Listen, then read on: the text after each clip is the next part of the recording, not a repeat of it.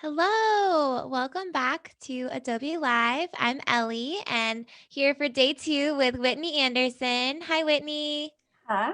How are So you doing happy. today? Great. Just so excited to be back. Me too. We had so much fun yesterday. Whitney was working on a brand refresh for a client, and we had a great time. So, we're going to be working more on that today, diving more into Illustrator and seeing that brand come to life even more. So, it's going to be super fun.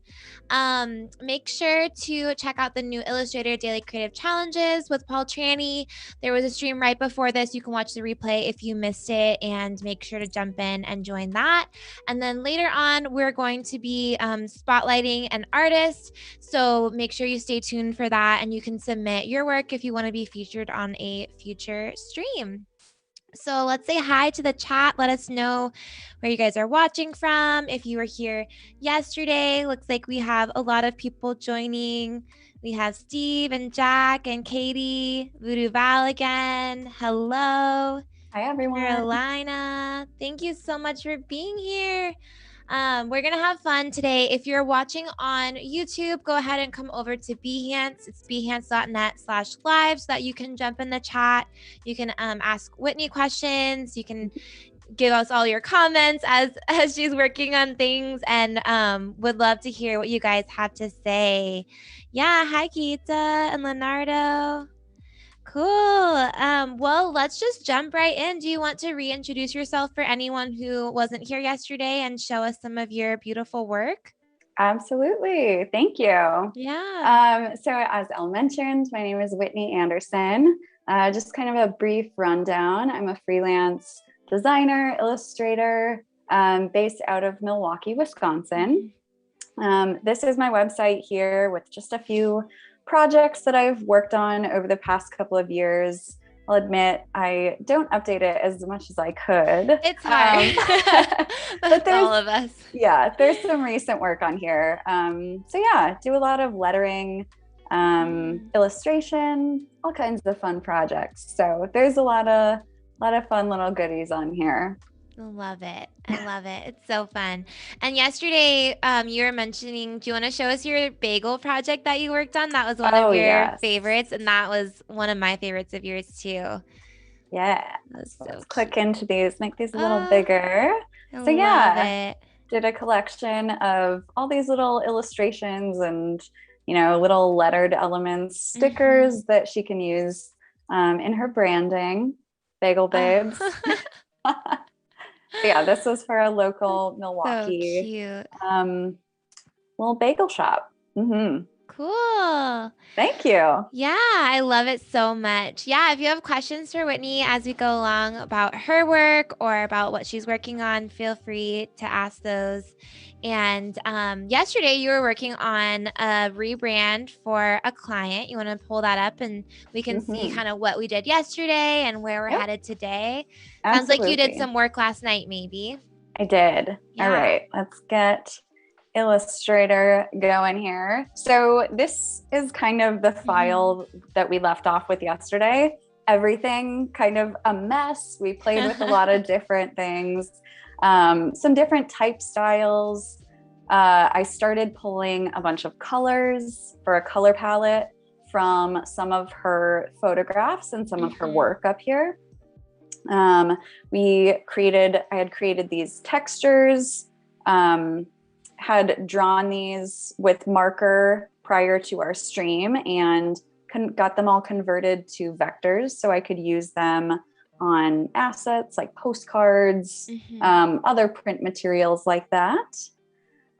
So yeah, this is what we left off with yesterday. Kind of just a bunch of ideas on a bunch of pages.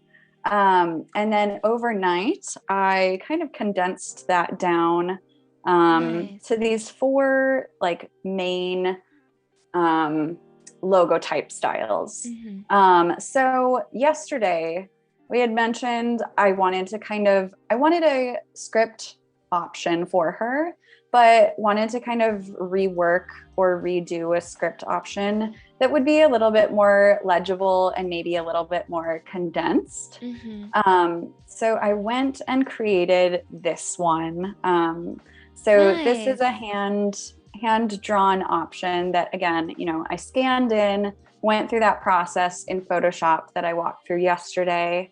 So if you zoom in, you can see that there's, some really nice, like wobbly handmade texture there. So this is one option. And then here on the rest of the page, you'll kind of see just several ideas and options of applications for that logo type. So we talked about needing this on the bottom of a mug, stamped on her bags, on postcards, on stickers, on tape, on her website. So she has a need for kind of several different variations. Yeah. So yeah, this is kind of just some of that exploration that I did last night. This second one that we were working on yesterday, again, this was a hand-drawn one. So it's got a little bit of character in there as well. And then these two options were two others that I had started exploring yesterday. So kind of just pushed them a little bit further. We've got two lowercase options because we talked about her really enjoying these lowercase G's. Yeah. So yeah, this is where we're kind of starting off today. It looks so good. And if Thank you you. missed the stream yesterday and you want to see Whitney start all this whole process and what she was talking about, bringing things into Photoshop and then digitizing them there, you can definitely check that out. The replay is available. And so make sure to go back and watch that if you didn't get a chance to join us yesterday. Yeah, definitely. I did also, I talked about converting some of those colors that I had selected into Pantone swatches. Yes. So I did that. I've got a few here. Pretty. Most of them are still very neutral, kind of pulling from these clay colors that we were looking at yesterday. I did try and get a little pop of some kind of complementary color into most of these. Yeah. So yeah, I'll probably show her all of these and see what she likes or what she's leaning most towards. I do really like this little pop of blue here. I love that blue. And she actually has, I'm not sure if I have a photo of that one. She has a mug, and I guess she does mugs, bowls, and even plates with this style, but she draws like a really thin, like blue line around it. Wow. Yeah. So I thought that would be kind of nice, just as like a very subtle pop of color. So yeah, I might, try some things with this palette today and see what her thoughts are. If she doesn't like the blue, I can easily swap that out for one of the more muted tones. So, yes, for sure. We'll do that. Okay. And then the last thing that I did last night, I had talked about creating some little illustrations. Yeah. So I did that. And I used that same process that we used yesterday. So drew all of these by hand, scanned them in, pulled them into Photoshop, went through that whole process.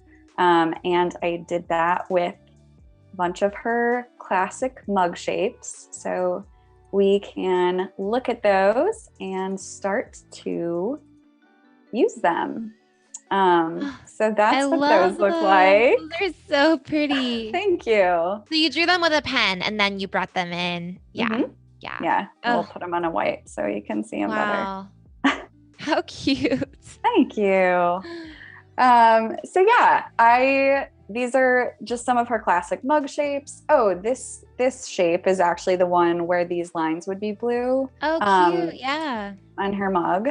So yeah, I'm just going to lock that real quick. Gonna separate all of these out so I have them, ungroup those, and then group all of these back together separately so I can use them. I was thinking I might want to try using one of these illustrations in one of her logo marks. Yeah. So I left a couple empty spaces so I can try that. Okay. With a couple of these. Rachel says, love the blue and those illustrations. Thank you. All Yeah, looking so good. right, let's try that. Put them in here. And I do think, this wouldn't be something that she uses on everything. Mm-hmm. I do think that she would generally use one of the more simple ones or the text only options. But I Yeah, thought it would be kind of cute to have at least one little one badge option. version that has some illustrations in it. So Yeah, I could even see that on the bag or something like that where there's a little yeah, bit more space and nothing else really going on.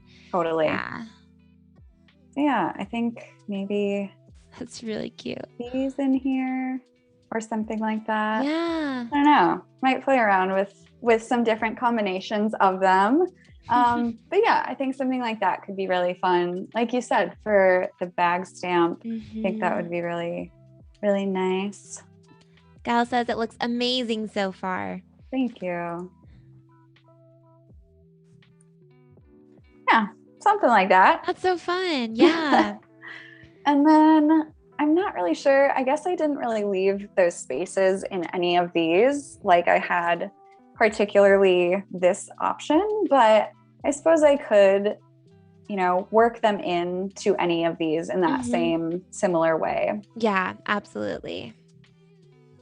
So in addition to these illustrations that I made, I also took I'm just going to copy these over,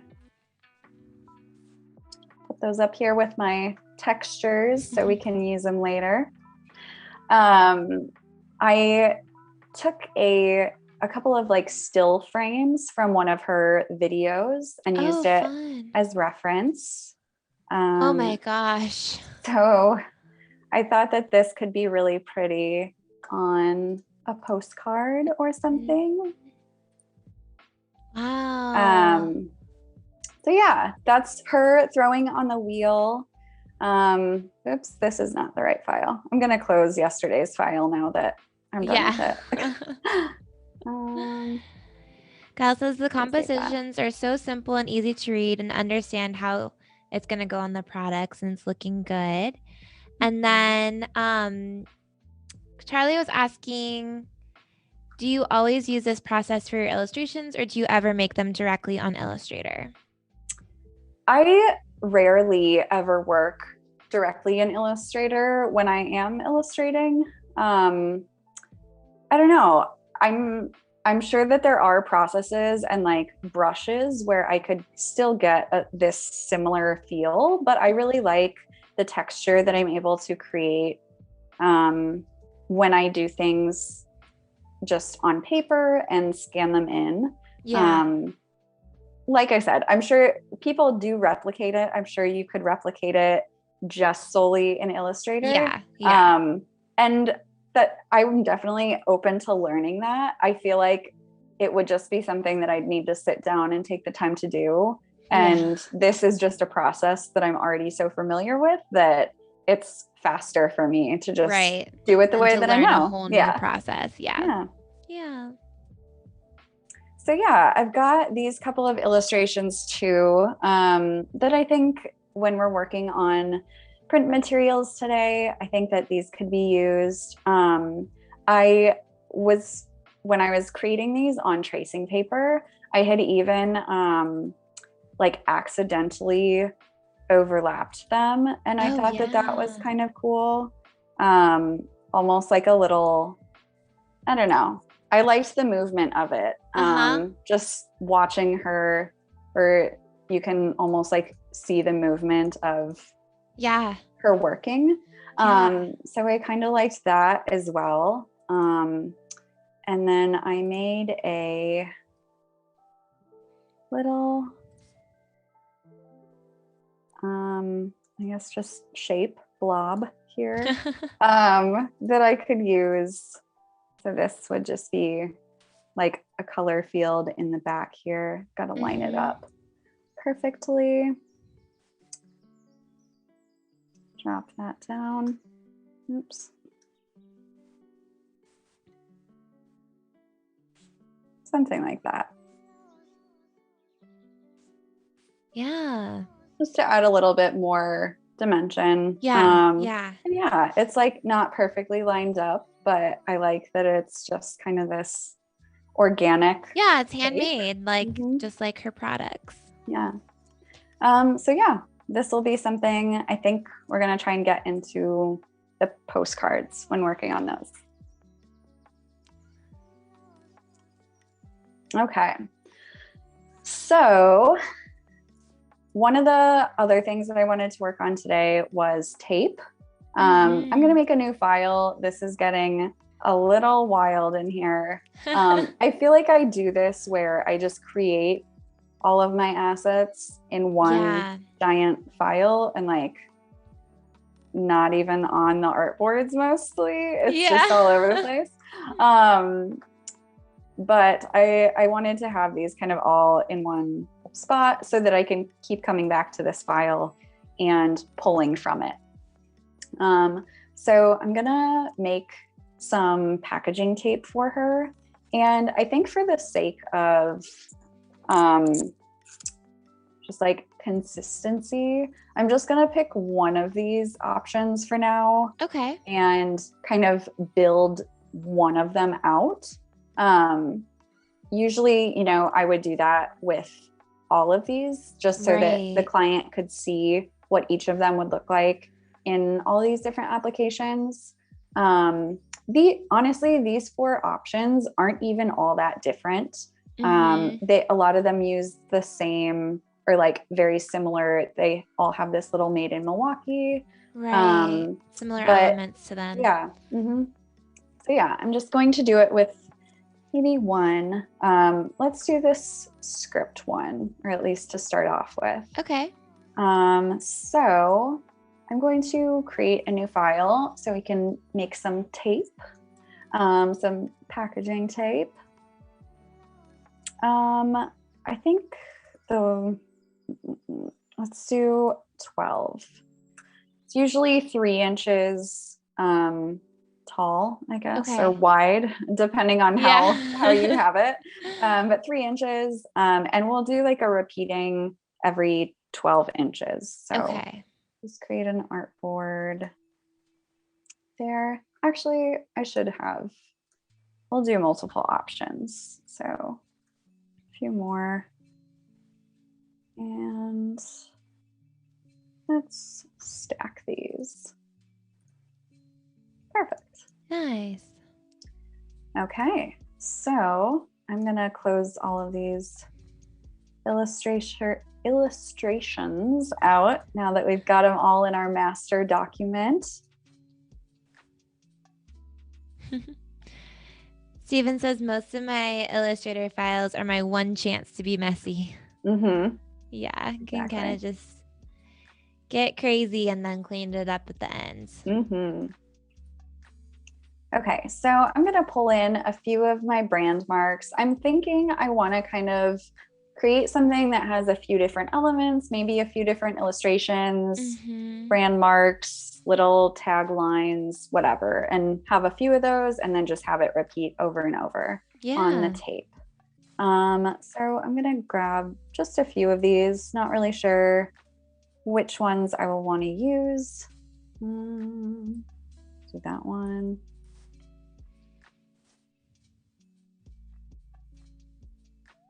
Okay, and then grab some of the illustrations.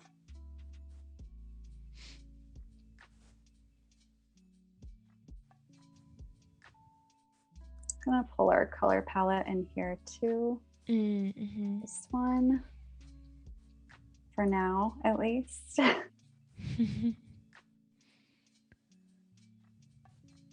Okay. So yeah, maybe I will try one with just illustrations. Oh yeah. I think that could be really cute. Maybe stagger them a little bit. This candlestick might be too tall. I have to make these a little smaller. Trying to keep them all to scale between each other too. Yeah. Because like I know that this mug is smaller than this mug, so that needs to get smaller. I guess it doesn't matter that much, but But nice to keep it as much as possible. I yeah. love that candlestick holder. That's so pretty. This little one is also a candlestick holder or a vase. So Oh, it's a little wow. thin vase, but you could also fit a candle in it. I think that one's really cool. Nice. So versatile. No. I might actually, I love the candlestick holder, but it's throwing off my vibe, man. Yeah, it's It's so so tall. much taller. I mean, maybe I don't mind it if it sits lower than everything Well, else. I once don't it's know. repeating too, Yeah, that might help because, it'll be there again. It won't be right. the only tall thing. Yeah, yeah. So if we could envision this, let Oh, me, Hillary says you could make the candle burn down a little bit to make that's it really smart. shorter. Yeah, Yeah, I so like that. smart. Shorten the candle reaches. Shorten it. Let me And just this try is that. so this will be a pattern. Gal's asking. It'll Mhm. repeat as you like unroll the roll of tape. It would repeat over and over. Yeah. Yeah. So in theory, it would just be, yeah, like a It'll long just go roll on of and tape on. that goes like that Yeah. and that and that over and over again. So Yeah. cute. I want to try. I wonder if we could just, this is not going to be correctly done, but That's at least okay. to visualize it. For now. And For then I'll go now. back and actually fix it. But yeah, I could just pull that guy down. Ooh, Yeah. yeah. It works for There's now. there's some problems happening in there, It's all but right. yeah, I think like if I can go back and fix that, then that looks, I think, a lot better Yeah. than just having that one sticking way up. Yeah, for sure. It looks really good. Thanks. So yeah, okay, so that's an option. um I do think that it would be nice to have her name in here somewhere. Just, to add to the outside of the packaging. Just Right. it's free advertising for anyone who Yeah. sees. Yeah. Susie is asking if you use mock-ups in your work. I will, on occasion, just depending on what is needed. I think Yeah. some things are much harder or easier to visualize than others. Yeah. For something like packaging tape like this, I will pretty much just do this. Maybe add like a textured cardboard under it, Uh-huh. and then just keep this like a flat digital file. But yeah, I think it can definitely help clients visualize things, Right. especially when your clients aren't already in the creative field. Yeah. They're not used to having to visualize something like that. Exactly. Yeah. Yeah. I think for packaging, it is really important. Like anything that is going to be three-dimensional, I Yes. think it's important. Yeah, to see where everything lines up and how Yep. it's going to actually print. Yeah. So I might try one that's just like gonna outline that. A couple of illustrations and then a couple of those things. Outline all of these. Yeah. Oops.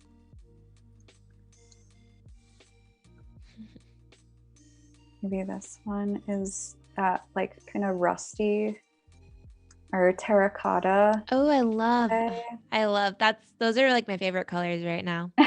So like rusty, like, so good. It's like Yeah, a neutral, but it's not quite. Like it still has some color to it. Yeah. So pretty. This was definitely something like when I asked her if she needed these things, she was like, no. I'm like, that's fine. I'm going to design them for you That's fine. anyways. Once you see them, maybe you'll need them. I'm like, well, this is the most fun part for me. Yeah. So I'm like, I'm going to at least design them. If you don't need them, that's fine. But you have them if you need them. Yes. Yes. She may change her mind when she sees. Okay. And then I'll just do one more. I don't know what color. I think her boxes are just like cardboard. She might have white Huh? boxes. So I think if she does have white, I think something darker would look kind of nice on that as a contrast. Let's see, what do I want to use on here? Maybe this one, this one. I wonder if these are probably too big. Yeah, they might end up too small. Yeah. Yeah. Yeah, we'll save that for the postcard. Ooh, but maybe some of these speckles would be fun. Let's do something. And I don't know. Maybe I don't want this to be dark. Let's do a light again. We'll just do it. Nice. And then those speckles could be dark. It could be a fun just tape as it is. We could put her thing in here somewhat, you know, kind of move some of those aside and just put that logo type in there somewhere. I do like this. Maybe the smaller speckles would be better. I think that's kind of big. Oh yeah, I think I like so that better. Pretty. Yeah, that. What if we did move that up to the top? Actually, I think I want the long version.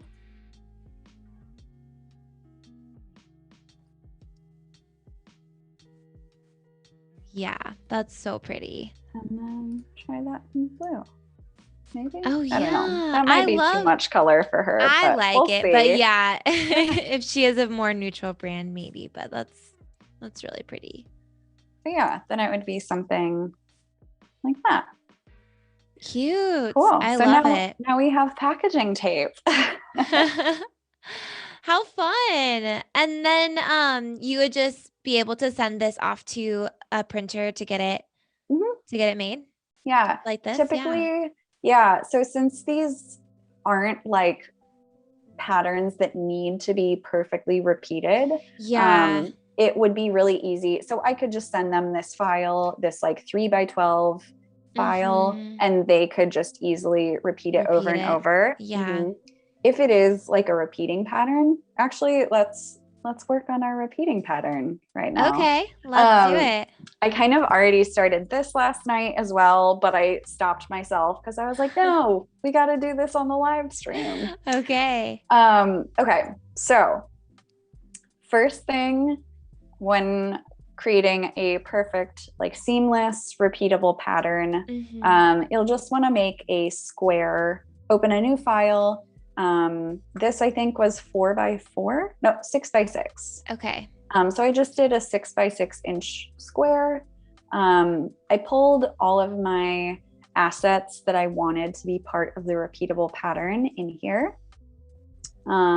So if you are working on something that is like smaller scale, like tape that's only 3 inches, you would probably want to do a smaller square, like a 3x3 inch square. This is actually, I was wanting to design a tissue paper for her. Yes. So this is going to be for tissue, which is, I think, like 20 by 24 inches. Okay. So I did a 6x6 square because that like size was going to work well for what I need it for. Right.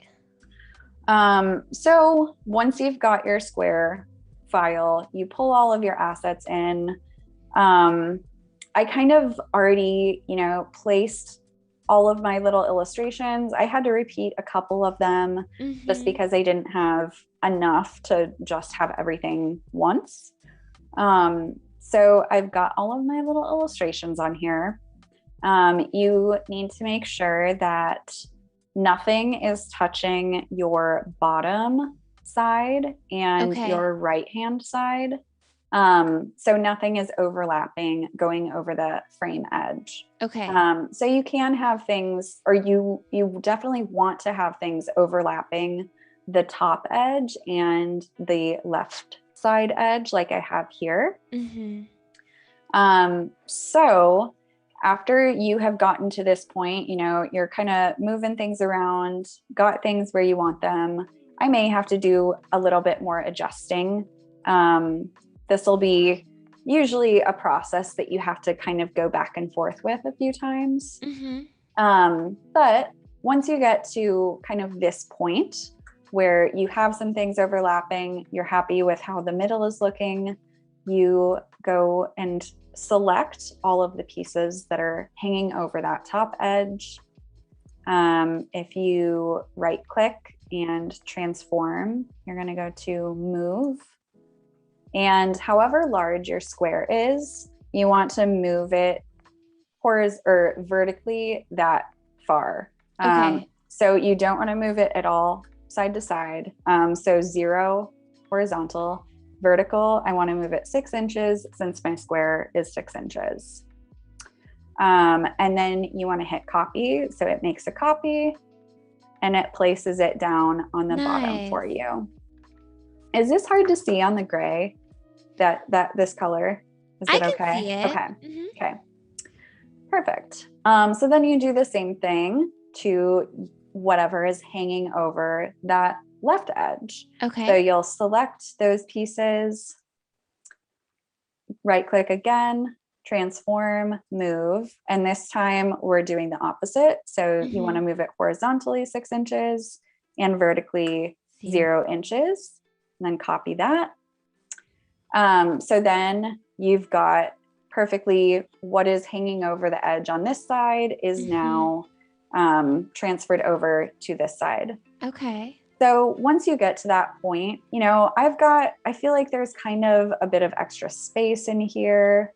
So I might kind of just start to adjust things. Yeah. If you're adjusting things that are in the middle that are not touching any of the sides, you're fine. But like if I were to adjust this, I would have to redo that part. Yeah. So you can adjust the things on the edges, but if you do, you'll need to recopy it over. So it's the same. So this, I don't know, might just scoot over a little bit to fill in a little bit of the blank space in there. Just kind of zoom out, see if I have any weird spaces. Put that there. So yeah, at this point, I'm like pretty happy with this. Once you actually have the repeatable pattern, sometimes you'll notice a spot where you're like, oh, that looks terrible. And then kind of have to redo it. But once you get to a spot where you're happy with your swatch, just go ahead with your rectangle tool, create a perfect 6 inch. That is not perfect. Or however large your square is, create a perfect square on top of it. That is no fill, no stroke, just an invisible square. It's there, but you can't see it. So make sure there's no stroke, no fill on that, and then bump it down all the way to the bottom. So it's on the bottom. And then from there, you just drag it right into your swatches. So make sure you select everything.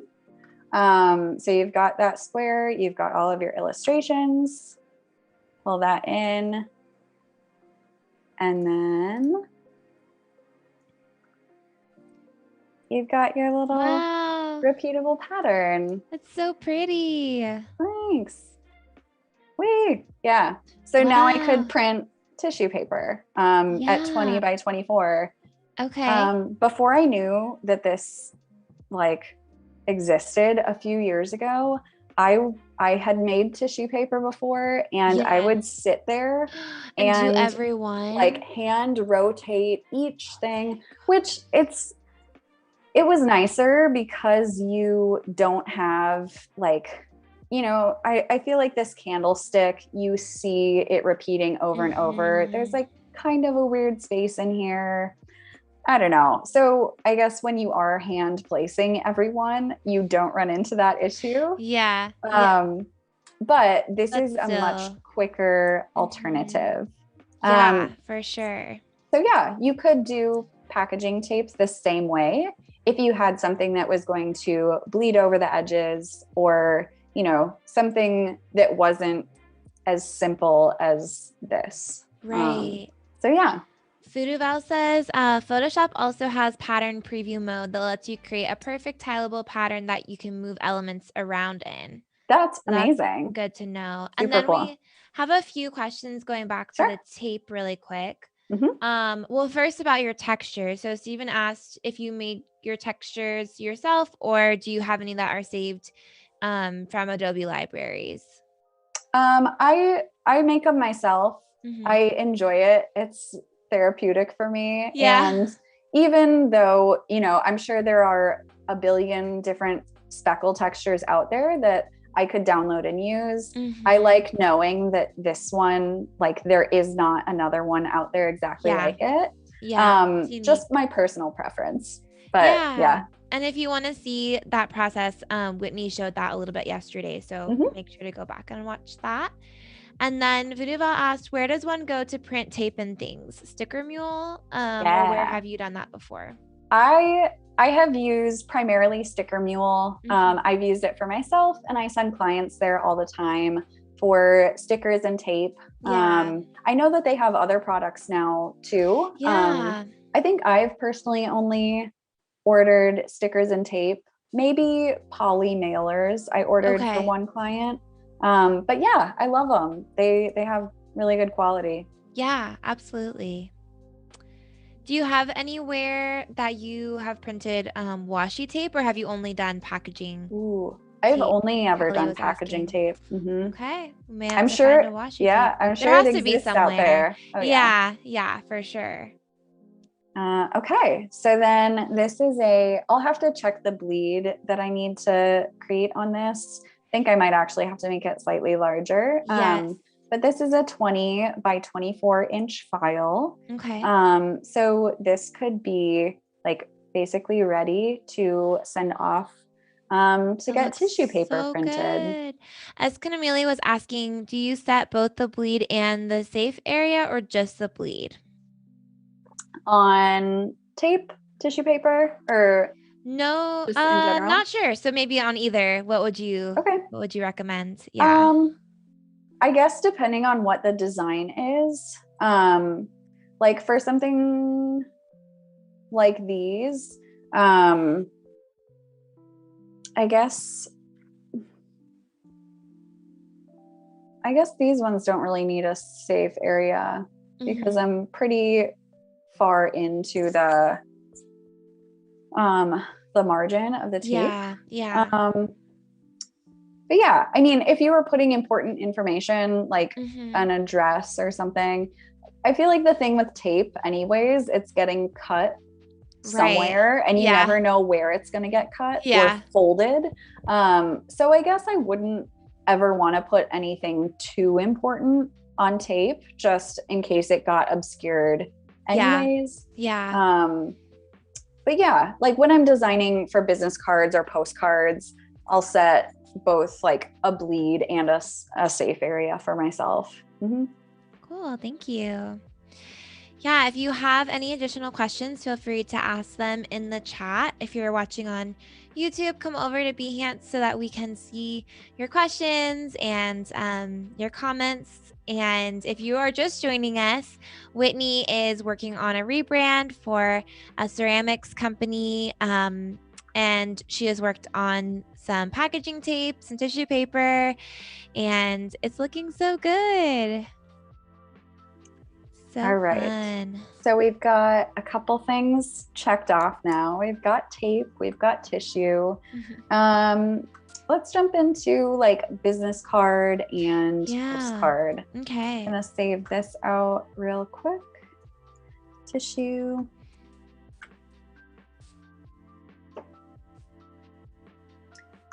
tape I just saved out.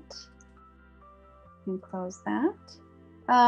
And since I'm just using this as kind of my master document where I come grab things from, I'm going to make a new document for my business cards and postcards. So I guess when I'm designing, I don't typically make my art boards the size of the business cards or postcards. I'll still make like a 11 by 17 and then just put several business cards on a page. Got it. Yeah. And then when I go to actually save out final files, I will make them their own separate files.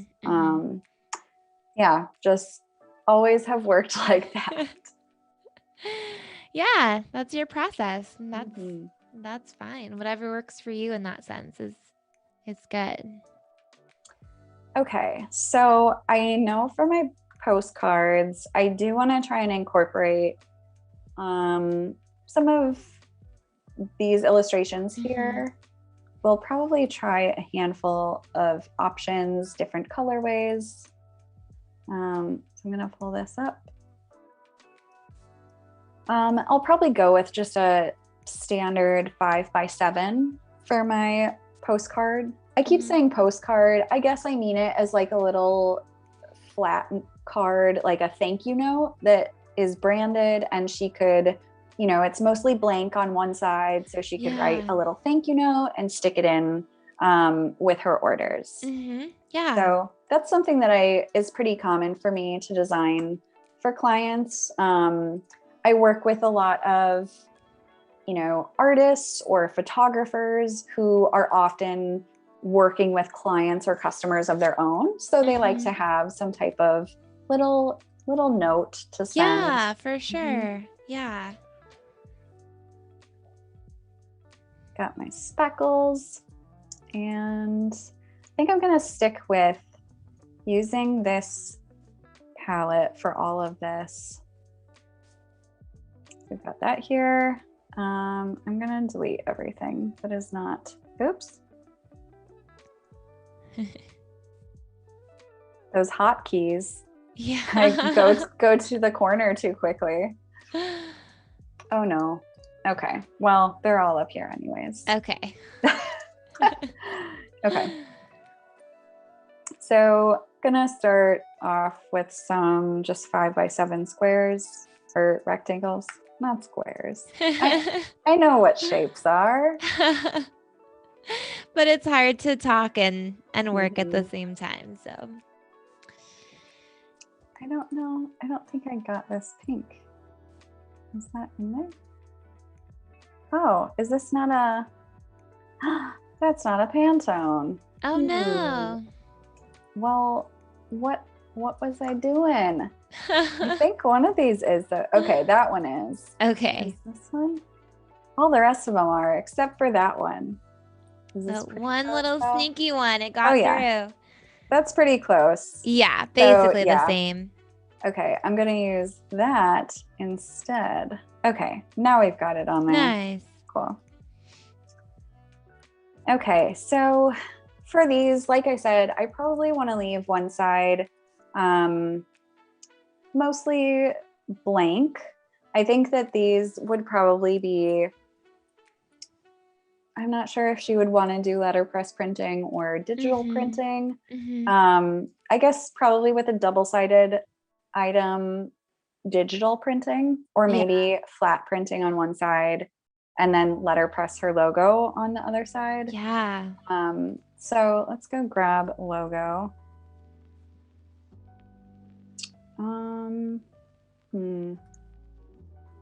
Guess let's put this up at the top.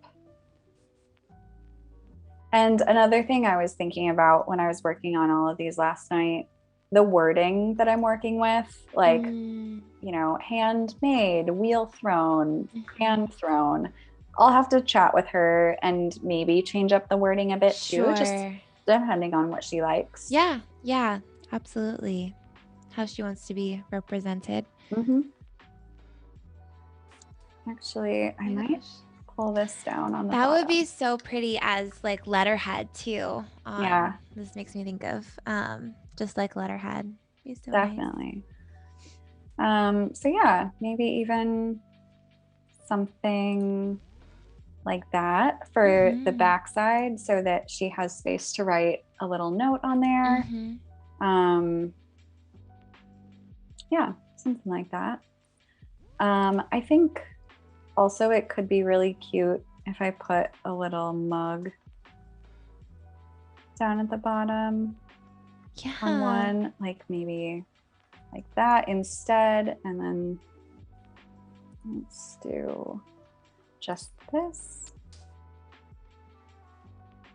This is definitely the part of the process that I love the most. Like taking all of the little pieces that you've created and pulled together and actually applying them to things. Yeah, piecing them together like a little puzzle. Yeah. Yeah. I feel like I will just have like 20 variations of these. So yeah, you know, those could be a couple of different options for the backside. And then let's do a couple options for the front.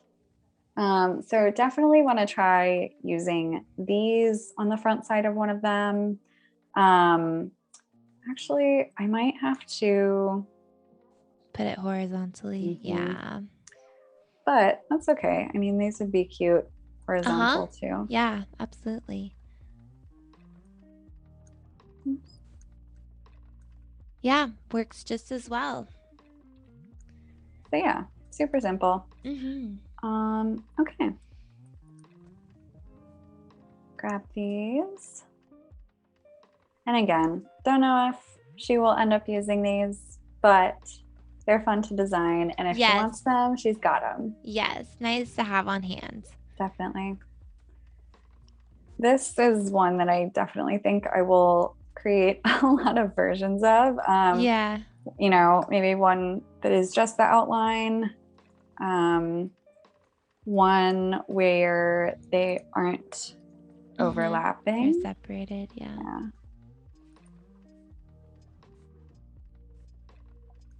Could even, you know, put her logo somewhere on the top or on, but you know, something somewhere on here on the front side. Just like a little vignette here. Cute. That's so pretty. Like that. I suppose if they are separated, this could go by itself on a vertical one.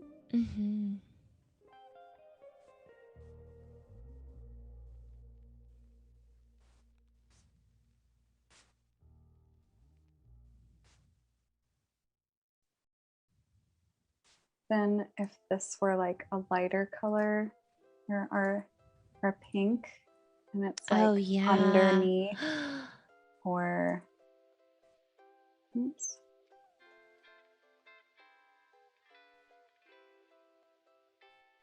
I like layering things. I think it's nice. James says, I love those wheel illustrations. They're beautiful. Yeah. Thanks. So yeah, even something, I don't know, that doesn't, I guess, necessarily feel right for her brand, but I think it's kind of a cool, just like some type of layering, because I really like what's happening with the shirts there. Yeah. Oops. So yeah, you know, I could take, someone asked yesterday what my favorite Illustrator tool was. So I could take my blob brush and kind of create another one of those underneath her here. Or do you want to show us? If it's your favorite tool, you should show us how to use it. Oh, I would love that. I feel like that sounds like I'm good at it, but I'm not.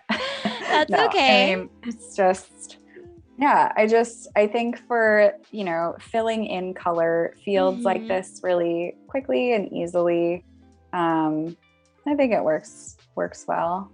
And again, since this doesn't have to be perfect, or I kind of want it to like overlap and run outside these lines a bit. Yeah. I feel like it's perfect for this, which Absolutely. I do quite a bit of illustration in this kind of like overprint style. So I do use it a lot for things like this, where I'll do a more detailed illustration and then I'll blob brush color around it. Add or some dimension to it. Are you just using your mouse right now, or do you have, Yep. Nice. So yeah, little shirt, we could color that, the pot that she's working on too, a little smaller. Yeah. And then just bring the line work back up to the top.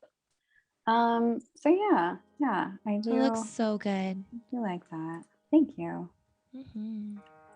But yeah, I mean, I don't know. It needs something more, I think. I do like the double one. Maybe it just needs some text on here. Maybe I could pull some of these little badges in. I do like how you mentioned the double one looks like she's moving, and I do really like that because it does kind of like flow into the next one so well. Yeah. And that definitely happened by mistake. Like I said, I was just working with tissue or tracing paper, and they I had the blade on top of each other, and I was like, oh, I like that. So sometimes that happens. Happy accidents. Yeah. Exactly. Let's try and put this little badge in here somewhere. Maybe cute. Our blue color.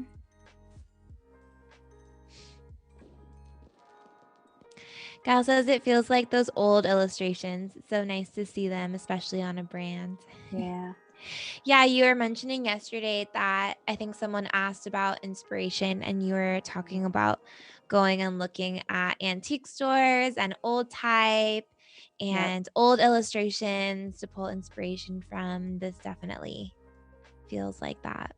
Yeah, I love old illustrations. And it's amazing when you think about the fact that no one had computers when a lot of that was happening. Isn't that crazy? Everything was all no blob brush. Pen and paper. No blob brush. What a world. So yeah, I kind of like something like that, where it's kind of overlapping a little bit too. And it's repeating that kind of oval circle shape so many times, which is nice. Yeah. Maybe try that on this version. Where are my colors? I wonder if this would be cool in that. That might be a little bit too much color. I don't know. Yeah. It's different color variations. Yeah. Like I would try out a bunch of different options. Okay, so there's a couple of options with those illustrations. Beautiful. And then I think I would want to try, I actually do really like the just outline version too. I don't know. Yeah, it's very elegant. Too many options. Okay, I do want to try one more option that is kind of similar to what I did for the tissue paper, but just the illustrations. So for this one, I am going to hand place them just because it's not that many. Right. Yeah. So let me need that one back. Get it back up to size.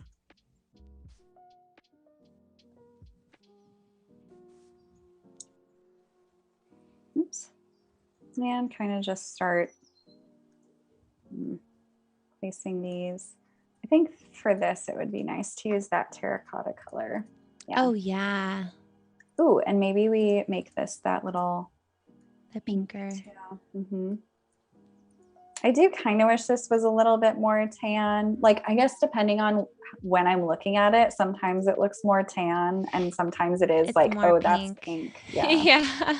So we'll see how she feels about it. I might try and select something a little bit more neutral. Mm-hmm.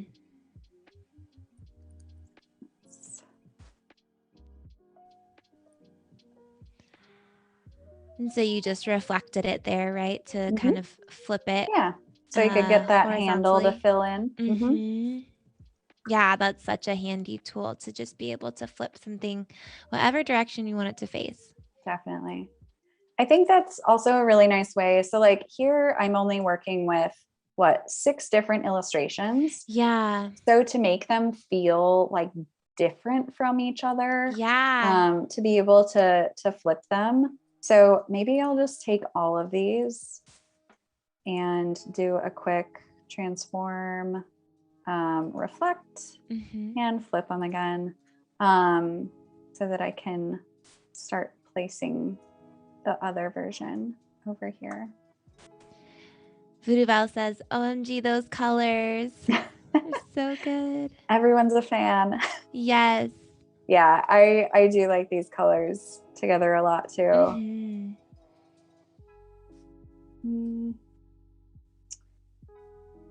I don't know.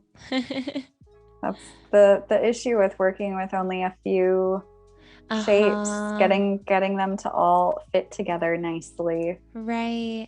Without repeating too much.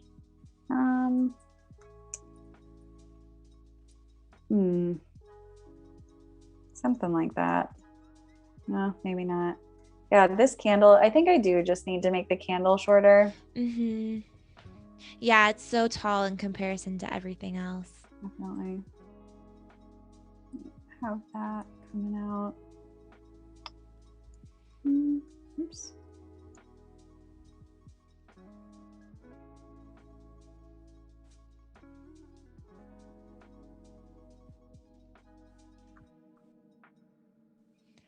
Yes, in about 30 minutes, we're going to have the artist spotlight.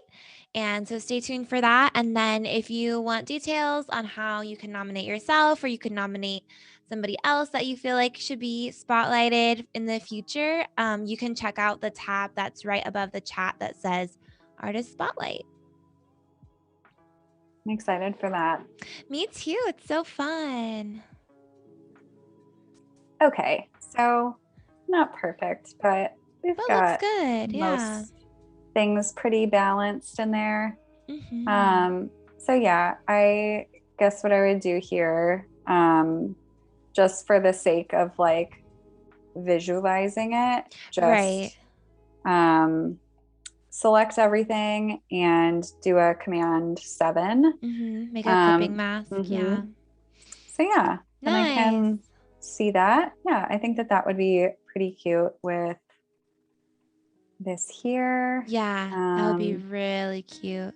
Something like that. So she could write little thank you notes. You know, could even do this in several different color options for her.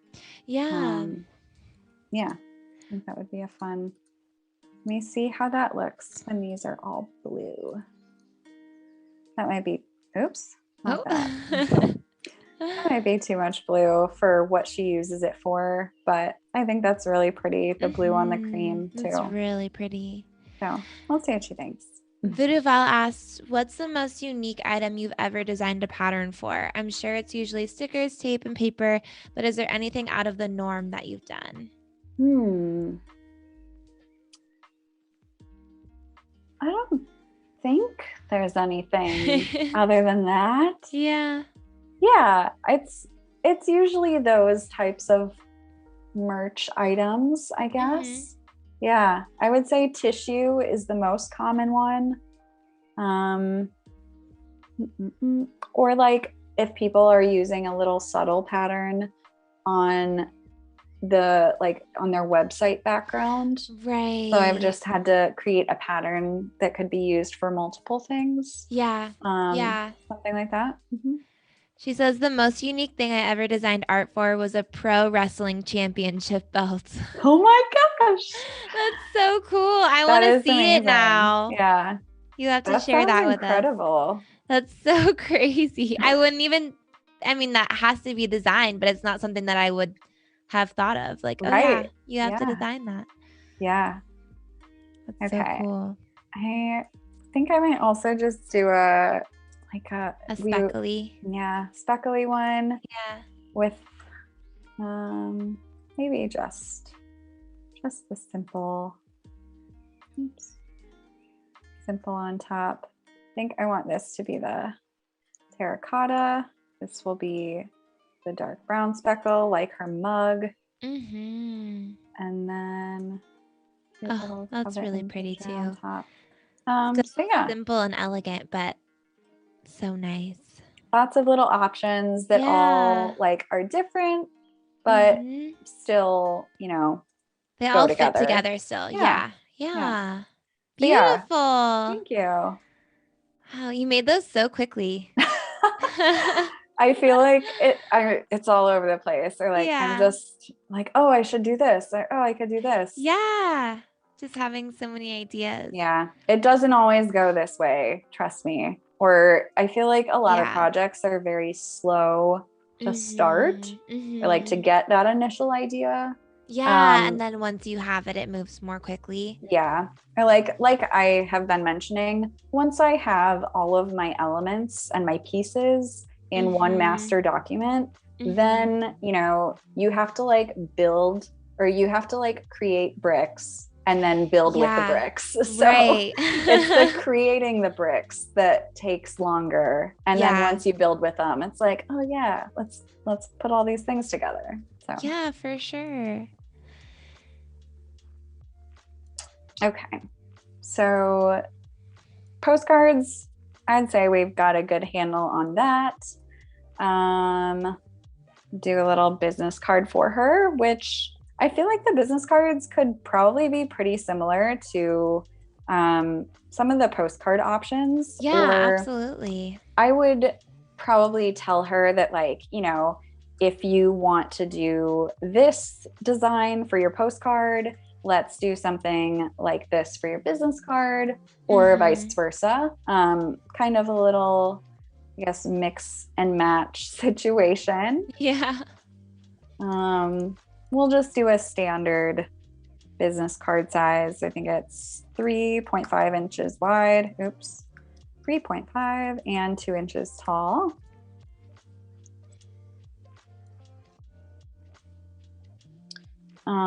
And we need a logo, of course. Not sure what version I want to use for these, but we'll grab a couple of them. Oh, yesterday we had talked about the fact that, she stamps the bottoms of her pieces. So I had created, right now she stamps everything with the year. And it's a separate stamp than she has for her logo stamp. And she wants one that can be one stamp for both. Yeah. So she'll have to, order a new stamp each year, but she has to do that for her year now anyways. Anyway, yeah. So this will save her some time, not having to, I think her number stamps right now are actually 2 separate stamps too. So it's like a 2 and a 1 or something. So yeah, when I was working on these last night, I was trying to come up with a few little options that she could use, like her logo with the year, and kind of stamp that on the bottom. So yeah, that was just something that we had chatted about yesterday that I was working on last night too. For the other font that you're using with this script, is that, did you draw that as well, or is that an actual font? No, this is Pitch Sans. Okay. One of the ones that you were using yesterday. Yep. Yeah. So this one, this secondary font that I'm using is actually, it's this same font, but this is the lowercase version of it. So yeah. Nice. Yeah, I like it a lot. It's nice and clean and legible, but there's still some really, I don't know, unique little characters. I like how big the dots are too. Yeah. I don't know, it's fun. Okay, so for business cards, might try, let's do, oh, wait, is that even in my color palette? I think it's in Where a did that different green come from? I think it's in a different palette. Yeah, that's not in, okay. I'm not sure where I got that, but oops, this is not. This is the pan. Nope. Oh yeah, that's the Pantone. What a mess. Okay, well, we're gonna delete that You're one. doing great. So I don't keep using it. We can do the deep brown as one. And let's try the terracotta as one too. So for all of her contact info, you know, I will use this pitch sand. Yes. I guess I haven't really chatted with her too much. I don't even think she uses business cards right now. She just has not really had a need for them, but I told her that she should have them in case she needs them. It's good to have on hand because you never know when someone's going to ask you for them, you know, especially when craft fairs open up again. And or if she has them for sale in a shop or something. And that's something, so I actually have done a Renegade craft. Yes, I love Renegade. We shared a booth like 2 Decembers ago at the Chicago one. Wow. And yeah, she didn't have business cards. And anytime someone asked her for one, she was like, oh, well, my Instagram handle is on that sign right there. So she would always just have people like, you know, follow her. Instagram. Which with social media, I feel like maybe business cards aren't really needed, but I think they're still nice to have. Yeah, I still get asked for them here and there. So I think it's good to have just in case. You can just keep them in your wallet and you never know. Exactly. Ooh. Oh yeah. Oh, I just love that blue color. It's so good. Do like a multiply. I don't know. Maybe that'll be too distracting. I do like red and blue when they're like multiplied on top of each other. That nice. Yeah, something like that. I don't know. This is something I might continue playing with. Yeah, I like specifically this shape mark in this color for some reason. Yeah, something about it is just so good. Thank you. Yeah. Let's find our speckles. This is something I should just make a repeating pattern of this too. Like that would be easy enough, you know? Yeah. I'd have to trim it up a little bit, but yeah, I'll do that at some point just so I have it, but not right now for the sake of just throwing things around to see how they look. Do you reuse, like if you make a pattern like that, would you reuse that in other projects or would you just always make a new pattern or texture?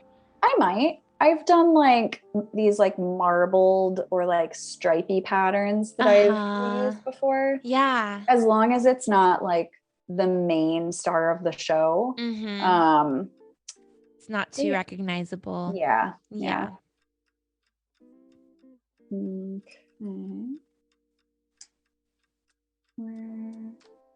What did I do here? Oh, white. Maybe even that pink would look cute. It's a little more subtle. Oops. Oh no, what have I done? I feel like I always just hit random keys. My fingers are just moving so fast. Your fingers are too excited. Or I'll hit a random hotkey on accident and like a graph will pop up. I'm like, how do I make it go away? Like, oh, where did that come from? Yeah, you're like, what key did I just hit? I don't know. Yeah. Yep. So funny. But I guess could be. Right. Yeah. Oh, good. Okay. We have a good question. Okay. Val asked, Whitney, if you're comfortable talking about it, how do you develop a client base?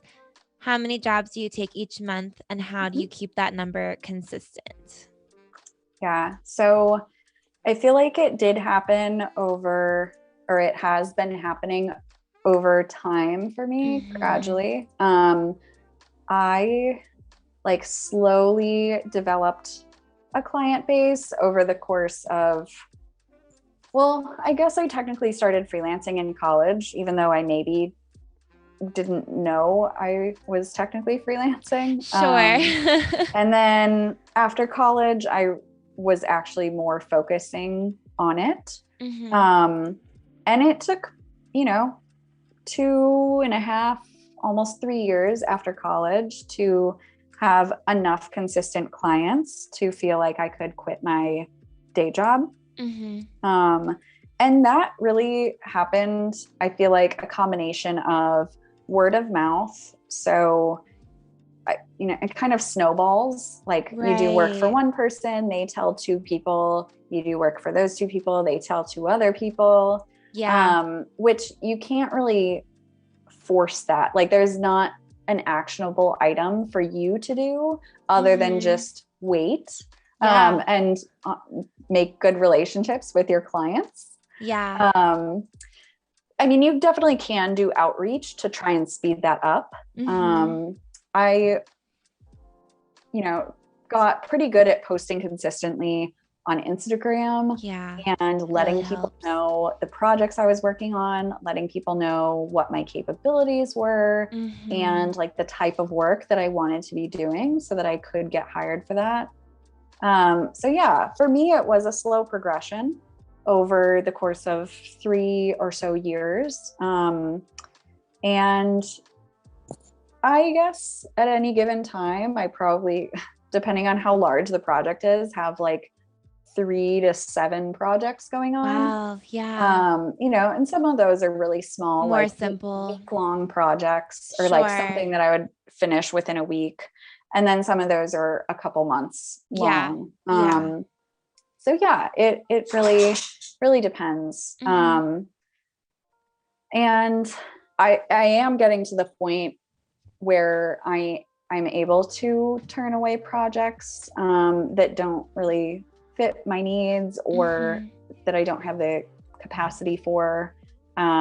Which now, I've been freelancing full time for 3 years, so it has taken some time to get to that point. And there are Yeah. definitely times that are super, super busy, and then other Mm-hmm. times that are just slower. So Yeah. I feel like as a freelancer, it's something you have to be prepared for, those like really busy and really slow times. Yeah, Mm-hmm. absolutely. Yeah, there's always ups and downs in freelancing, and I think that's really normal. And it Mm-hmm. can be scary in those times where it's slower and you can have those thoughts of like, am I ever going to get a client again? Yeah, Um, but it always comes back around somehow. So, totally.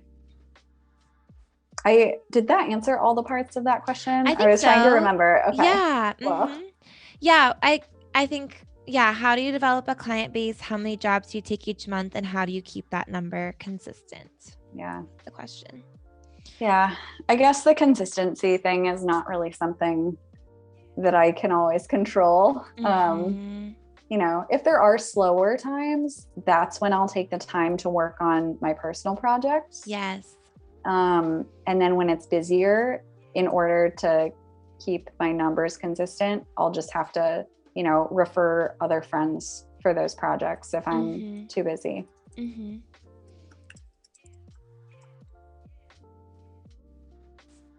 Yeah. Yeah. It's something that like yeah, you want that consistency, but it's I don't know. It's hard to keep it that way. So, yeah, like you said, working on personal projects, we talked about that a little bit yesterday, creating the work that you want to be hired for and refining your skill set, working on your process, super important during those slower times. And Yeah.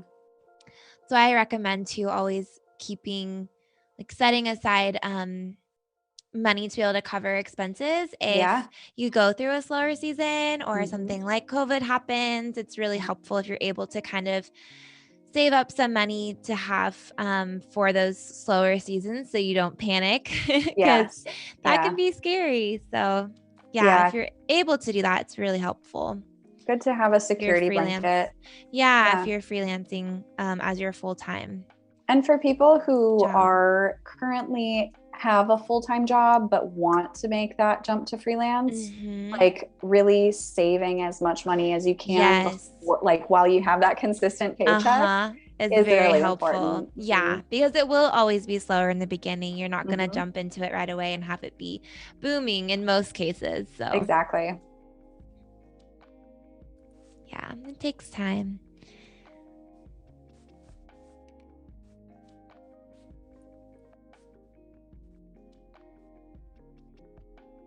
I think these might be too small for the business cards, but I'm going to try it anyways.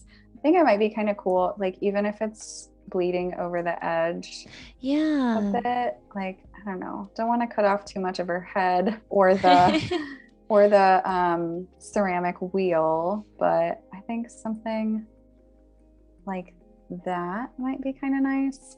Something that I do too, just like if I don't want to, if I'm not ready to clip my clipping mask, just to visualize like where it's cutting off, I'll just make like little white rectangles to cover so that I can just visualize it easier.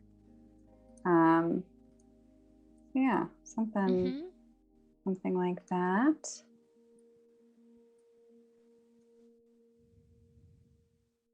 That might be too busy in there.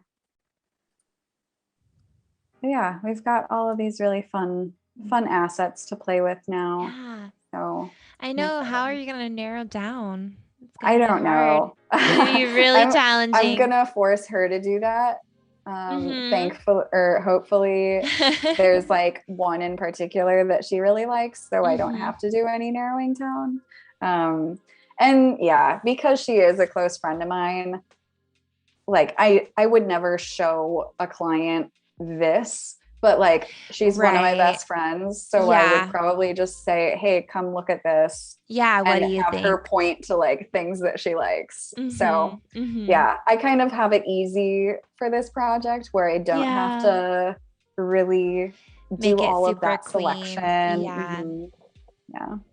If it was a more typical client, would you kind of would you have like a different document for each of the styles that you're going for and show them in that way, or how would you present that to them? Yeah, I can actually make like a kind of a mock of what I would do if that would be helpful. Be great. Okay, cool. Let's do, like 6 artboards. So again, just doing 11 by 17s. So I would send them one large PDF that has, there are 3 or 4 different options. So I will take all of my brand marks. I probably wouldn't send all of these. Like I would probably narrow down a little bit more. So maybe take those off. This is actually, is that the same? Oh no. So this one is curved and this one is straight. Straight. No, we'll leave that one in. Take that out. Yeah. So I would send these. I like to have, I like to introduce the brand colors right away. So I would create something kind of like this with the brand colors. Where'd my little palette go?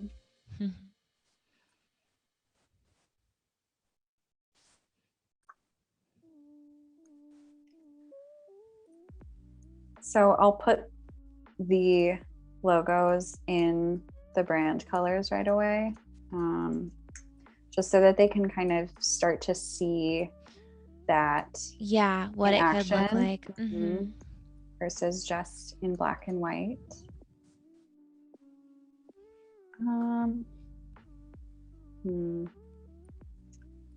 do that.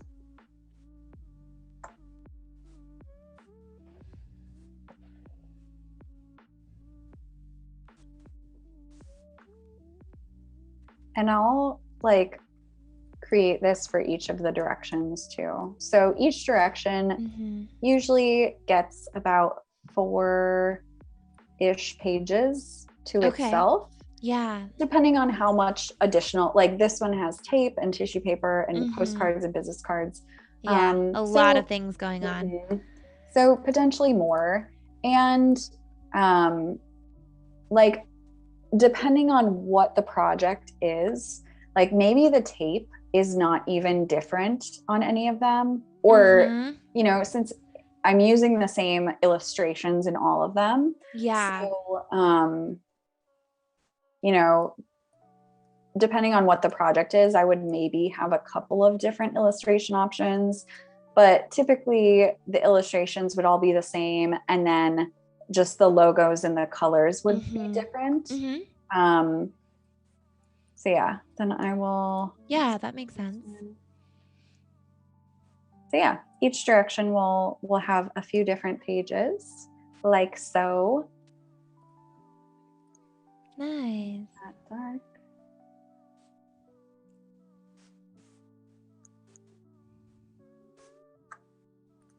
So yeah, and they can see all of their little family of brand marks. This one should be.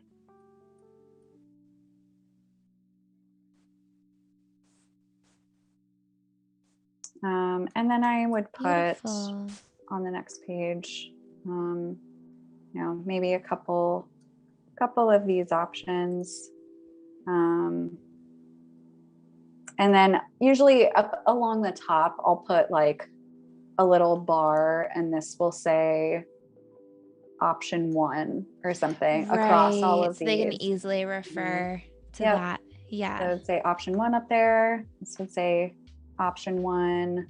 I probably would choose a couple of postcard options. So maybe that one and this one. And even though these are sized properly to 5x7, I will size these down so that I can fit them all on one page. Yeah. And I'll maybe put up here like option 1 5x7 postcards or something, so that they know what are they looking at. What is this?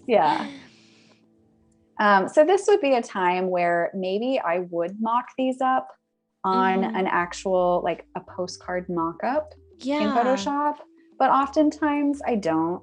Like I feel like if I put up here, like, you know, this is a postcard, people can understand. It's different than like, here's a box, or here's something that I need to be able to visualize more. Or if it's like a wrap on something, like a cup wrap, or like a helmet or something that's more three-dimensional. Yeah, for sure. And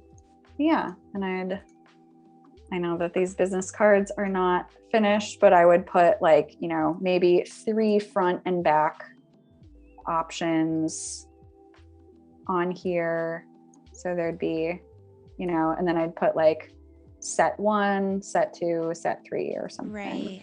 Kind of explain that. And then this page would be, I'd set my tape samples here. So 1, 2, I'd probably give at least 2 options for that tape. So yeah, I would send this out. Beautiful. And, you know, so they would have basically this plus the tape and tissue in each of the direction options. Cool. So yeah, that's how I do it. Thank you for showing that. Of course. Which, now that I've talked about, I guess that didn't really take me that long at all. So maybe I will do it for her too, just to, so she doesn't have to look at my design mess. Messy artboards. They're really not that messy. I've seen way worse. So, and mine are way worse usually. So you should feel good about them. Great. Yeah, I really am not sure. So, you know, want to have her name. I don't know if she wants like a title or like Yeah. potter, ceramicist, ceramic artist, anything like that. I guess I would put just her website and Instagram. And I'm not sure that she wants anything more than that. Yeah. So these would probably be pretty simple. Mm-hmm. Mm-hmm.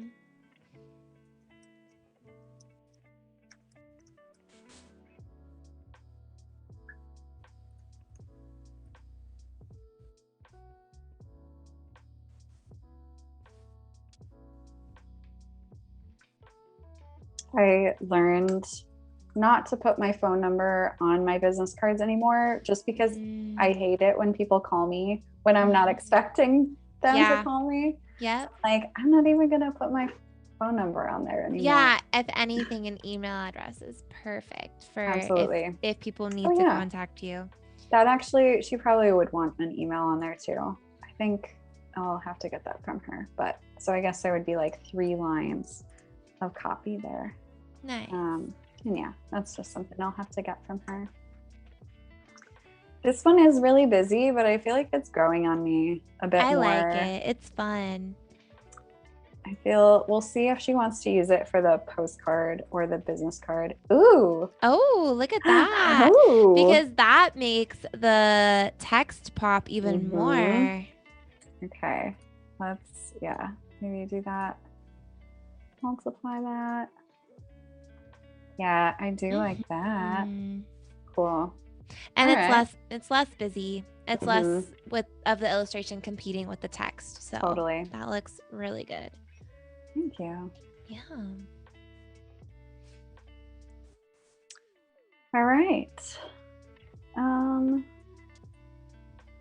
Yeah, I think we've got some good options here. Let me see. I do kind of want to use more of this deep color. I guess I haven't really used that in the print materials yet. I mean, I've used it in the text and such, but right. I do think it would be a nice little grounding thing. Yeah, it's beautiful. Maybe for the back even. See if we can make one of those dark.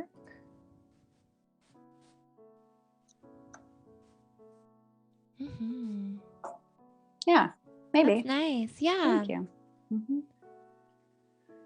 Yeah.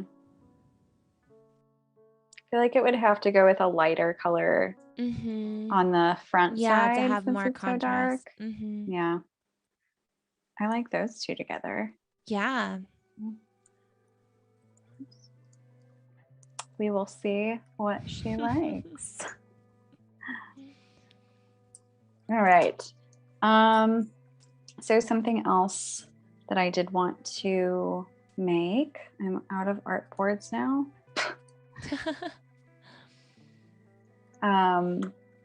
It's like a kind of a exterior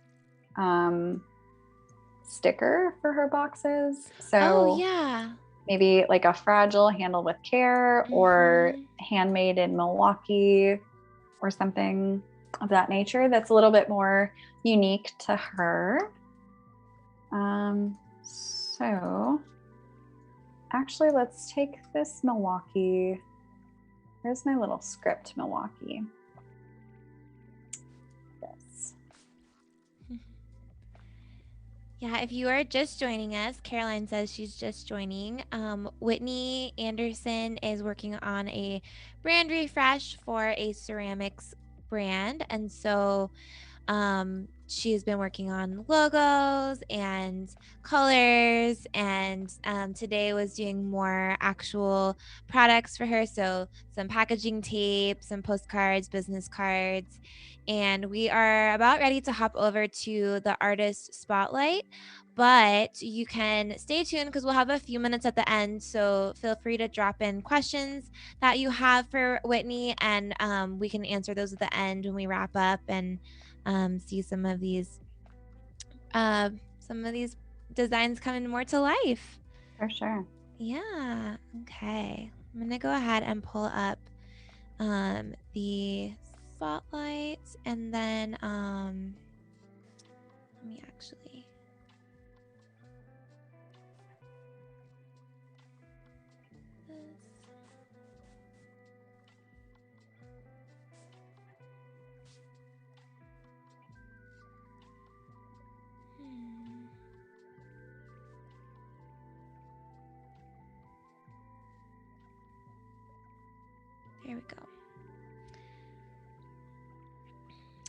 Okay.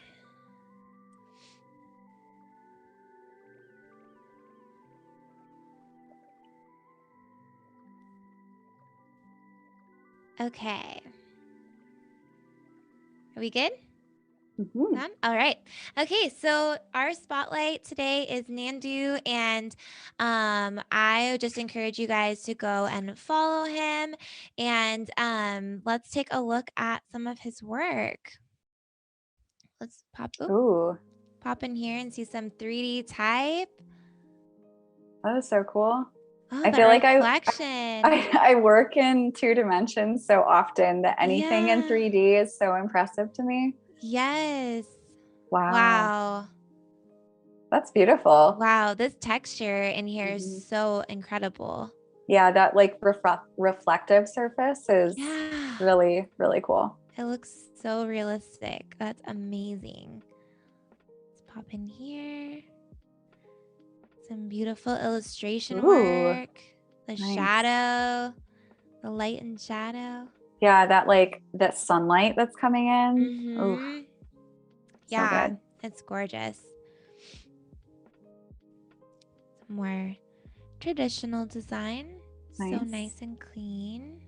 Yeah, I think mocking things up like this can give a client such a good, like, just picture of what their stuff would look like in real life. It makes it look so finished, you know? Yeah. Yeah, really nice letterheads and identity systems. Yeah. Super cool. Ooh. Oh, cool. 36 days of... Oh, so each one is a letter of the alphabet. That's awesome. So fun. Oh, and they all... are they all... Oh, yeah.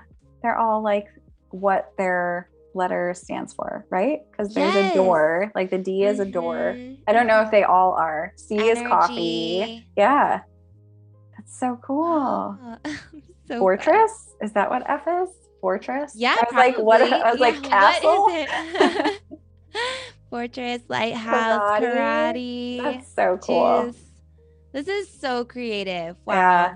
Oh, the Oreo. How fun. Fantastic. Unicorn. Yeah, projects like this where it just really pushes you to kind of think outside the box and be creative and maybe make things that you wouldn't normally make. Oh my gosh, into numbers too. Yeah. These are great ways just to practice your skills and expand your portfolio. This is such a fun project to have on your site. Absolutely. Oh my gosh, I want to see these little... Oh, character design. So cute. Oh, nice texture in here. I love the little mushroom guy. Yeah. Oh. Those are really fun. So fun. I like this little... I don't even know what that is. Little antenna or something going on there.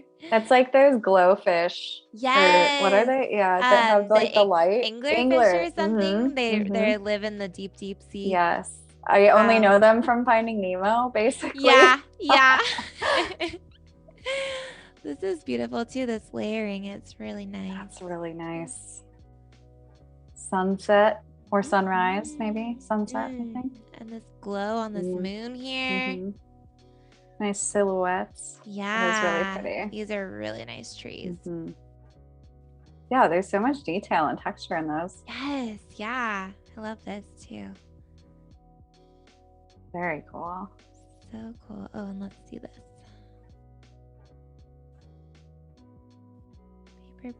Paper grid. Nice little opening. It's a fun texture. Yeah. Yeah, I love that. This is always nice to show too. Show your process and how things came to be, and for future clients, that's something that's really cool for them to be able to see. Yeah. Always love seeing the like brand guide breakdown in here. Yeah, this is really nice.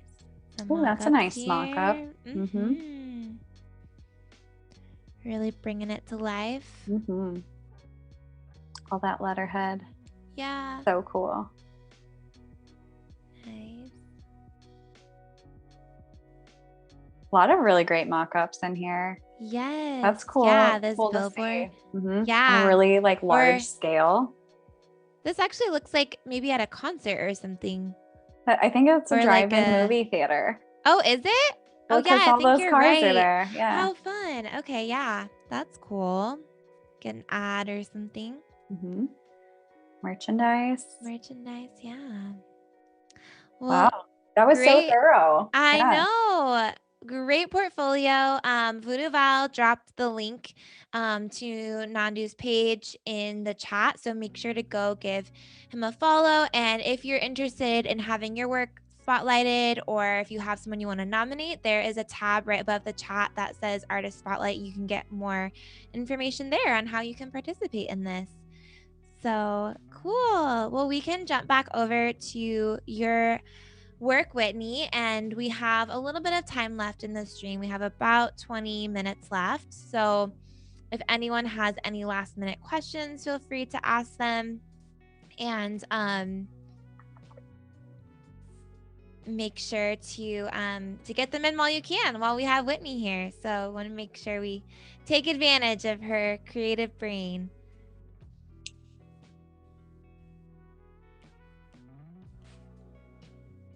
Cool. Super, super excited. I am really, really happy with how things are turning out here today. So good. Thank you. So good. Will you be sharing this on your Instagram and website when it's done, like fully done? Yeah. Okay. I definitely plan to. I feel like because she is a close friend, I will be putting it everywhere all the time. Good. Okay, so whitand.co is your website, right? And then Instagram is Whitney Nettles. Okay, so I'm sure Voodoo Val will drop those into the chat as well, and make sure to give Whitney a follow too, so that we can see when this work is all done. It's gonna be see what the final selection is. Absolutely. Okay, so I do want to make a couple of little like stickers that she can use since her items are so fragile. These would be things, like stickers that she could just put on the outside of her packages. Yeah, absolutely. I don't know. From Milwaukee with Love. But that's something cute. like that would be fun. I might want to go back and like, I don't know, redraw this Milwaukee a little bit, just because it's a little chunky here. When it gets small, it might be a little bit hard to read. Yeah.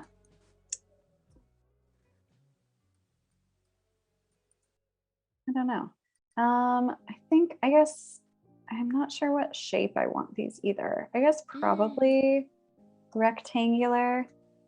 And I think that if it's like a fragile sticker, it should probably be red or an eye-catching color. So either red text with this like kind of terracotta color, or maybe just the cream with the terracotta text. Yeah. Let's do that. Caroline says that I love the type that you're using. It's a good one. Voodoo Val says, Whitney, have you ever dealt with a nightmare client? And if so, how did you handle that situation? Do you have any advice for those of us who might face that in the future? I think probably the worst experiences that I have had with clients were back before I knew to like stand up for myself and even like having contracts. Like, I do so much more work up front now with making sure that the client and I are on the same page, make sure that everything is very clearly spelled out in a contract. Like, I think the most nightmarish client I had, like, I typically allow like 2 rounds of revisions with all of my logo design work. And I think with this client, we like went back and forth and it was like 17 times. Oh my God. Because I was young. I hadn't really said anything. Like, there was just no communication of like, here's what's included in your package. Yeah. So that was on me kind of. And then I learned from it. And now that doesn't happen anymore. Yeah. But yeah, it's not fun when things like that happen. There was one time where the person that I was in contact with at a company, I couldn't get in contact with them anymore after I had delivered the final files and like needed to get paid. And I was like looking up this company on like Twitter and LinkedIn and trying to find other people who work there. Yeah. And it just ended up being like, I finally tracked someone down and got paid like 3 or 4 months later. But I was like, well, I'm like, these people have just disappeared. I'm like, I'm just never going to see this. Yeah. Wow. So yeah, I'm better with contracts now. And, you know, for almost every project I do, unless it's like a large company that I know won't just ghost me, I try and get payment or partial payment up front. Yes. It's very helpful. Yeah. Which with bigger companies, a lot of them just don't do that. And they pay like net 30, net 60, or even net 90. Yeah. So, but with the big companies, I'm like, I know that I'm going to get paid. Sure. Yeah. Yeah. Yeah, contract is super, even, you know, if you're doing work with a friend or even if you're doing trade work or anything like that. Yeah. And I feel like in any situation, it's super important to have things in writing as much as possible and protect yourself. And it's for the protection of the client as well, because it says what you're responsible for and what they can expect from you. And so it's just all around is good to make sure that you are dotting all those I's and crossing all those T's before you even, you know, start work on any project. Yeah. And it just sets both of you up for like having the same expectations. Yes, like, you exactly. Don't want people to assume things or you're assuming things. So just lay out as much as you can, as clearly as you can. Yeah. So that you're both set up to have a good time. Absolutely. Yeah. Jenny asked, do you have any advice for a design student who struggles with finishing the work and not continuously editing the design? I could work on a project for 5 hours straight and only progress very little. I think that's bound to happen sometimes with everyone, like no matter what level you're at.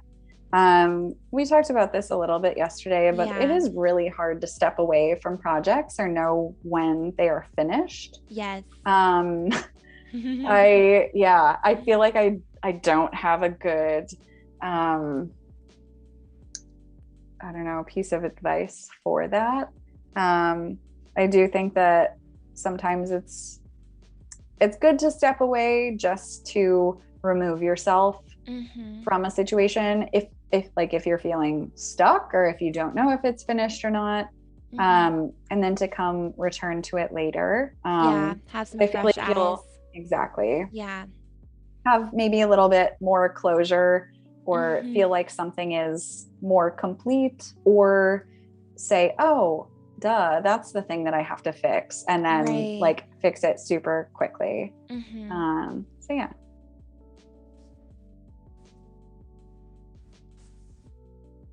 We have about 10 minutes. So any last questions you have for Whitney, feel free to drop those into the chat. We'll make sure we'll touch on those before we wrap up. I'm going to pull those tapes back in here because I want to see how they look with the stickers. Yeah, that's important. And then I also want to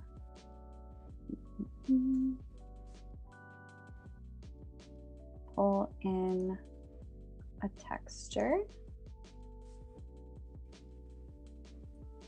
I have this like Adobe stock, just kind of like chipboard texture or photo. Oops, not that one.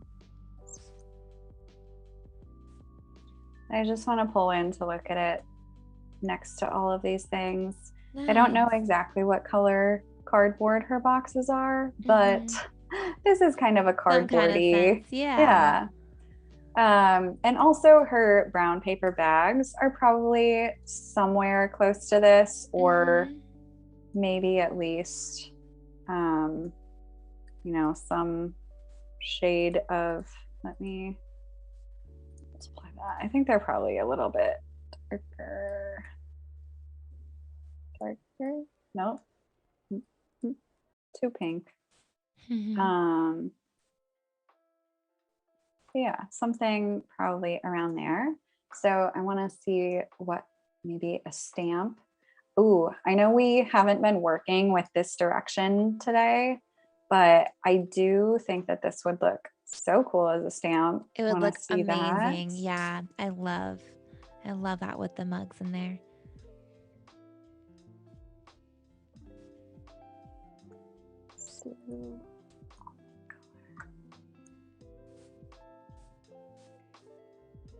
That would be cute on that. That's so on a cute. Paper bag. Love it. Yeah. So yeah, sometimes I'll just pull things like this or even paper textures in here just to kind of visualize how things would look. Yeah. Which I guess isn't, I mean, it is mocking up, but it's more just for my not a frame bag of reference. mock-up. Yeah, it's more just the texture. Yeah. We have a question from Magnus. If you have to choose one most important thing in a design, what would it be? I mean, I guess typography is always really important to me. I guess it depends on what kind of design you're talking about. Like, if we're talking about logos specifically, just like the elements of, like, it needs to be scalable and function in one color. Typically, when I am designing, I like what we were doing here. Like, I always design everything in just black and white first. Yeah. Before I add any color, because it needs to work in just black and white. So I guess if we're talking about logos specifically, that's probably one of the biggest things for me. But just in any design in general, like, I'm very picky about like lettering and typography. So that I think is really important for me in any design. Yeah. Yeah, absolutely. It's really important. Can make or break for sure. Oh yeah, I illustrated this like kids book, and then it got typeset in papyrus and Comic Sans, and I got sent a copy. No. And I didn't know if I was supposed to like laugh or cry. Like, I was. Yeah, that's horrible. Like, so the upset. two worst, and they don't even go together. No, not at all. Not at all. They're so different. Wow. That's so sad. That's okay. I should have, I don't know, asked about it from the start. Like, and that should have been something like in my contract, even like, oh, I need to my approve, illustrations. Like, I want to approve the final, like, full layout of the book. And I just didn't know any better. So yeah, that's the thing though, is that's what you learn through experience so much of the time, that's something you couldn't have really anticipated or planned for, and now you know. So in the future, if there's ever a book, you know what to add to your contract at that point. And so much trial by fire. Is that what the saying is? Yeah, I think so. Yeah. That sounds right. It's a saying now, if it wasn't before. It's a saying now. Yeah, you guys can quote me. It's fine. Okay, so if this is our little, brown cardboard box, and then we've got some tape that runs like up the side. So yeah, I guess I mock stuff up, but it's like flat mock-ups like Yeah. this. So yeah, we've got, you know, tape here. That's really Maybe cute. do like a little handle with care Oh my gosh. sticker. So yeah, I'll pull things together like this just so that I can visualize how I like things together. Yeah. Let's see about the red. That's pretty cute too. Mm-hmm. Mm-hmm. I probably would work with this to make it a little bit more like interesting, I guess. Sure, a little bit more eye-catching. This tape, oops, move that over. I think this tape could be really, oh no, let's outline that. Oh no. Expand. There we go. Okay. Oh yeah, Yeah, that's so that nice would be too. really fun. Let's see this one. Mm-hmm. I mean, I like all of them. I like all of them. We'll just make her order all of them. Yes. Which I think that's fun too. I mean, I have clients all the time who I will design them, you know, 4 different business cards, and they're like, wait, can I just order all of them? I'm like, yeah. I mean, they're all with your brand fonts, your brand colors. They're all very cohesive. Why not use all of them? Like, you can have all variety. of them. Yeah, absolutely. Yeah, I don't think I can choose between the 3 of these. I guess I would say it's more between these 2 for me, but I like all of them for sure. Yeah, they're so good. This, yeah, definitely want to use this phrase in there somewhere. I just need to work with the lettering a little bit more. Maybe that would be in like a rounded rectangle. Yeah. Like almost round. Oh yeah. Let's see what color. So if we're doing that in red, maybe this one could be white. Yeah, that's so cute. Needs work, but it's somewhere. It's getting there. That's yeah. Yeah, just needs a little extra love. Yeah. Oh no. Okay. Yeah, I like all of that together. Yeah, me too. That's so fun. I mean, even her having multiple stickers on her boxes would be super cute. Yeah, I like that.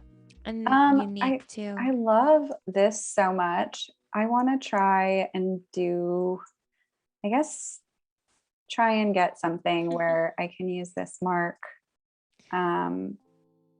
with her logos too, or with her little illustrations. Steven says, I wouldn't want to be in your client's shoes. These are all so amazing. Going to be a tough choice.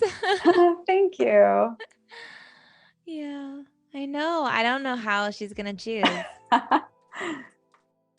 Just use all of it. Use all. Yeah. Okay. Let's see. So I can't do it exactly, but we can take this out since it's basically being said down here. Can pull this in. Make all this black. Oops. Why? What? There we go. And then cute. See if we could get there. I might be able to fit 3 of them in here. That would be really cute too. Let's see. Maybe that mug. Well, let's do the tumblers. Okay, so maybe flip this so that yeah, the handle is facing the other side. Oh,